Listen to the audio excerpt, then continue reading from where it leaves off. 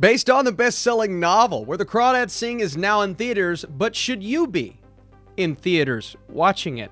What is up, Flick fans? Welcome back to my channel. I know a lot of people that were really pumped for this film, that were fans of the book. It's finally here. We're going to talk about it. I need you in the comments down below. Did you enjoy it? Did it live up to the hype? So a woman who raised herself in the marshes of the Deep South becomes a suspect in the murder of a man she was once involved with. Directed by Olivia Newman, and like I said before, based on the beloved novel that does have a little bit of controversy surrounding it. I don't want to dive too deep into that. Honestly, I just found out about it yesterday because I'm not too familiar with this novel. I'm solely judging the film based on the film. That's it. That's all. And for those that want to take their family, this is rated PG-13 for sexual content and some violence, including a sexual assault that is listed in the summary here, so it may actually be a bit too graphic for some, a bit harder on the PG-13 scale, although the rest of the film does feel like more of a family picture, so an odd combination there. But let's start with Daisy Edgar-Jones. That's who we should start with. That's who plays our main character of Kaya, and let me tell you, without her as the lead, I don't know how I would have felt about this movie. She is compelling. She is amazing. We saw her earlier in the year in Fresh, but this is her first, I believe her first big screen film of 2022. Probably the one that people are going to watch and know her for, because she not only takes this character and runs with her, does a spectacular job, and I was always hooked thanks to her, and that's a testament to how good she is. She's not the only star in the film. You have some other rock-solid performers there. Bill Kelly, Sterling Macer Jr., who I thought, that couple, they add such a nice sense of emotion, and not in the movie all that much, right, but great emotion in the film. David Strathairn, who plays the typical Southern lawyer who's going to fight for the person that he knows is innocent in this. What is that? What? It's like that scene from The Office. There's been a murder. That was pretty good. But David Strathairn, it doesn't matter if it's the most dynamically written character. He's going to take the material and run with it, and he absolutely does that.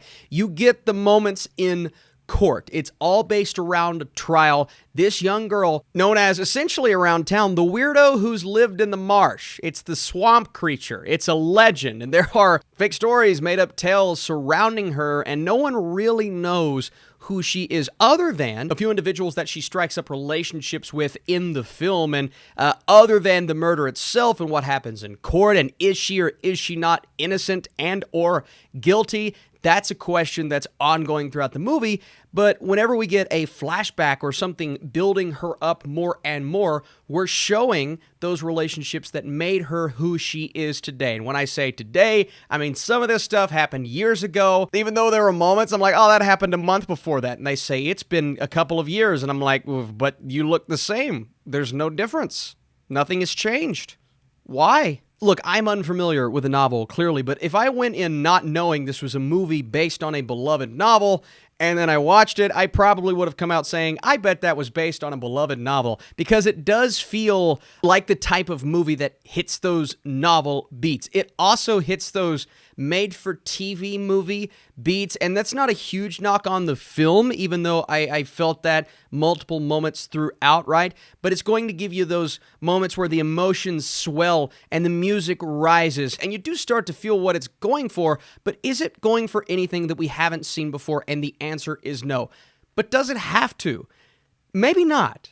Right, I'm watching this movie, I'm seeing all of these cliches, you know exactly where it's going, you know exactly what the romance is going to do. Some of the side performances, they're not all that good. And because of that, there is a lack of chemistry at points. The way that they handle multiple romances in the movie, I didn't really feel much. I understand there's one romance where you're not supposed to feel much in terms of that chemistry, but even performance-wise, I'm like,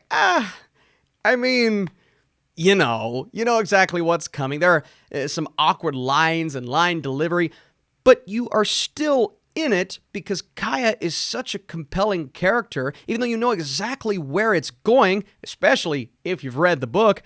But even then, I was interested. And there are times throughout the movie I'm watching it, even though it's just kind of trotting along from plot point to plot point, going where it inevitably has to go, and the court cases, while somewhat interesting, There's nothing really there that keeps you overly compelled and on edge. Everything is really quiet in this film, which can be a great thing sometimes, but in this case, I was waiting on something to happen, and it inevitably never did. Now, I will say, the ending of this film worked extremely well for me. I feel as if they could have filled in the gaps because there were aspects of the story that we just never got, and I don't know, but it feels like I know that they were present in the book. If you've read it, please answer me, because I know there were things missing in this movie, and unfortunately, I felt that when it came to the pacing, and the pacing, it's not the best. And honestly, for a non-book reader, it's not a film you have to see in the theater. It feels like a really solid made-for-TV movie, a movie that you can turn on,